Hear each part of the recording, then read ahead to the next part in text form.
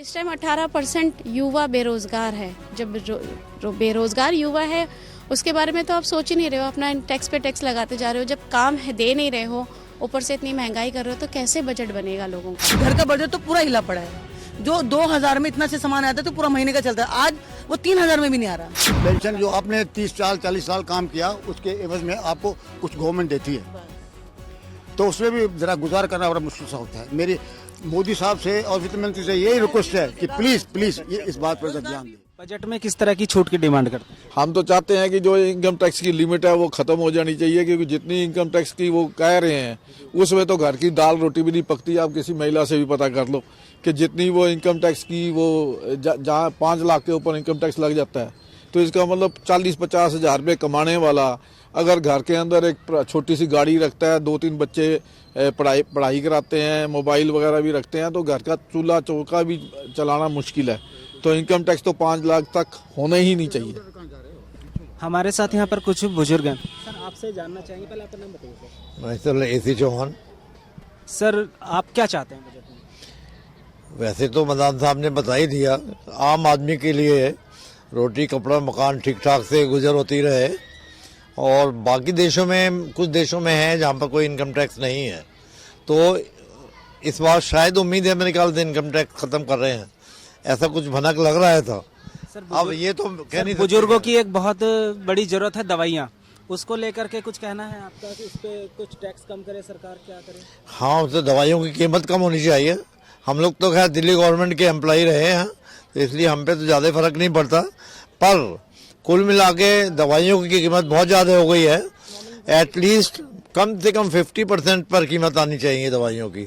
इतनी महंगी महंगी दवाइयाँ हैं, तो अफोर्ड करने का तो मतलब ही नहीं है गरीब आदमी का इन सब दवाइयों को, इतनी महंगी है दवाई। हमारे साथ कुछ महिलाएं भी यहाँ पर हैं। मैम, आपका नाम क्या है? मेरा नाम तबस्सुम फातिमा है और मैं यही मालवीय नगर से हूँ। आपका क्या कहना है, क्या डिमांड्स हैं आपकी, खासकर आप महिलाएं जिस तरह?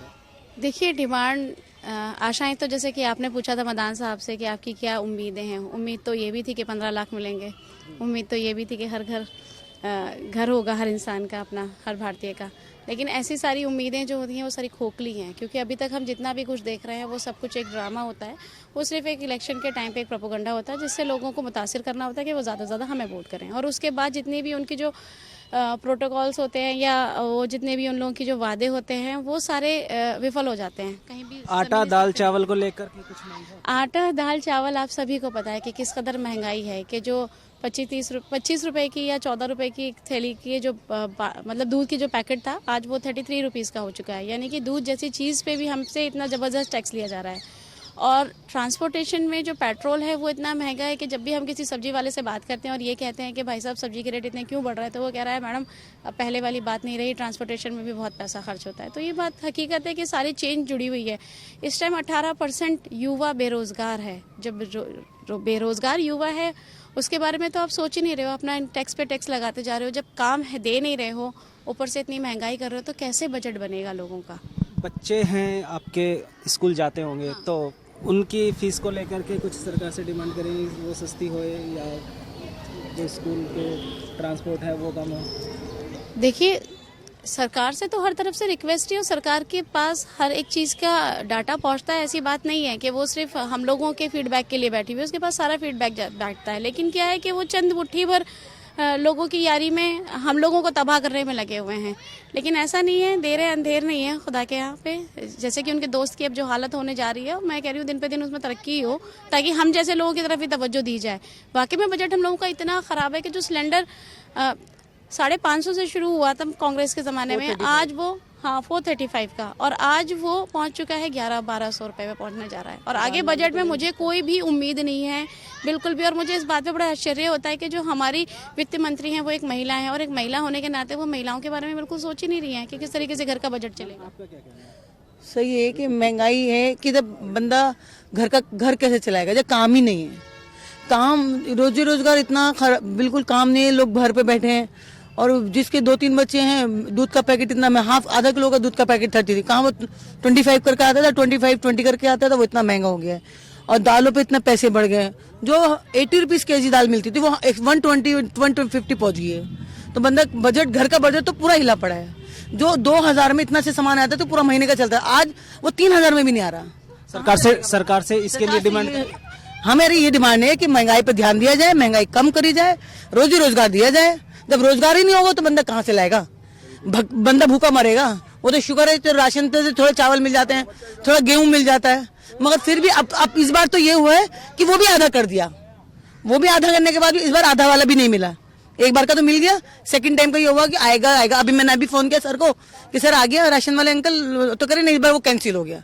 मतलब 12 किलो चावल में 12 किलो गेहूं और 8 किलो चावल पूरा महीना कोई गुजार देगा? नहीं, बंदा भूखा मर जाएगा फैमिली वाला। जिस बहुत बुरी हालत है देश की। आपका क्या कहना है? आपका क्या कहना है? मेरा कहना ये है कि अगर युवा के लिए काम होगा और लेबर के लिए रोजगार होगा तो महंगाई झेल पाएंगे।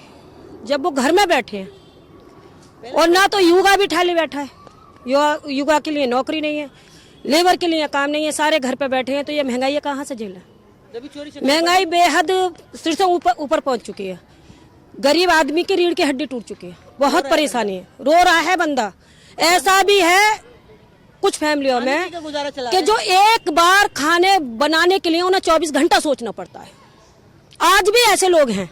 गैस सिलेंडर के दाम बहुत बढ़ गया। गैस सिलेंडर के दाम 400 कांग्रेस के जमानों में 400 का था, आज 1100 1000 1150 का हो गया। अब बताओ, जब हमारे खाने पकाने की चीज इतनी महंगी होंगी तो फिर कहाँ से होगा, क्या होगा फिर?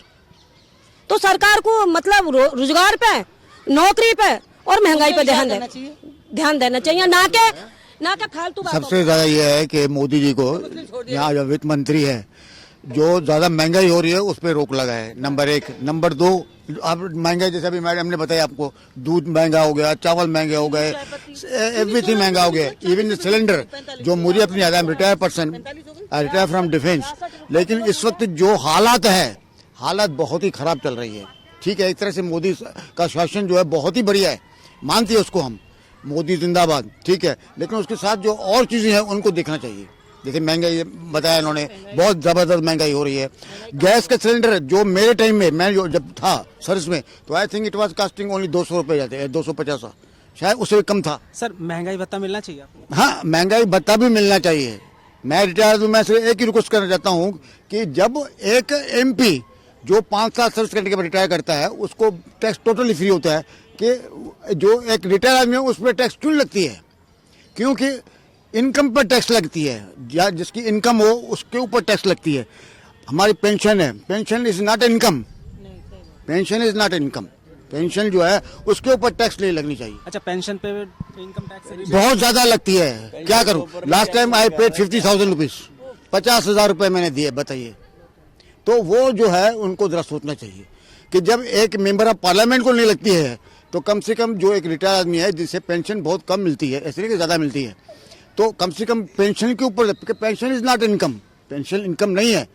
पेंशन जो आपने 30 साल 40 साल काम किया, उसके एवज में आपको कुछ गवर्नमेंट देती है, तो उसमें भी जरा गुजार करना बड़ा मुश्किल सा होता है। मेरी मोदी साहब से और वित्त मंत्री से यही रिक्वेस्ट है कि प्लीज ये इस बात पर ध्यान दें।